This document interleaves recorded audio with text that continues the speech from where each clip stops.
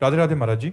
महाराज जी, भगवत गीता के अनुसार जैसे वायु रहित स्थान में दीपक की लो चलायमान नहीं होती, वैसे ही उपमा योगी के चित्त की कही गई है। पांच ज्ञान इंद्रियां के विषय के साथ ऐसी चित्त की स्थिति कैसे संभव हो सकती है? अभ्यास अभ्यास योग युक्तेन चेतसा नान्यगामिना।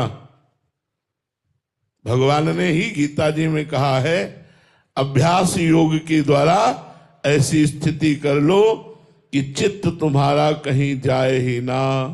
बार बार अभ्यास, बार बार। अब भोगाभ्यास जो हमने बहुत जन्मों में किया है वो हमारे चित्त को डुलाता है। कभी भोगाकर्षण, कभी योगाकर्षण, कभी विषयाकर्षण, कभी भगवदाकर्षण। इसी बात की तो साधना है कि विषयाकर्षण को काट करके भगवद आकर्षण को हम पुष्ट करें, पर होता उल्टा होता है।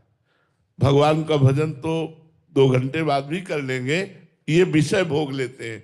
भोगाकर्षण को पुष्ट करके भगवद आकर्षण को हम काट देते हैं, इसीलिए जन्म का जन्म लग जाता है, भगवत साक्षात्कार नहीं होता।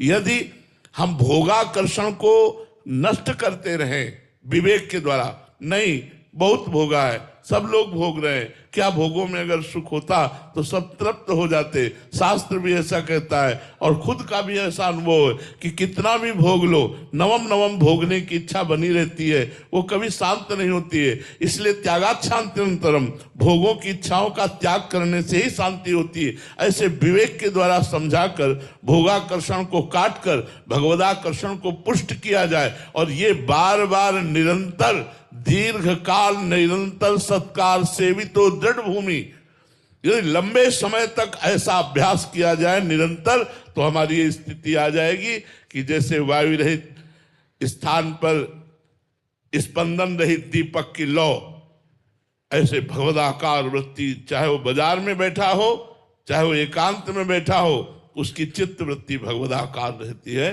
पर ये बहुत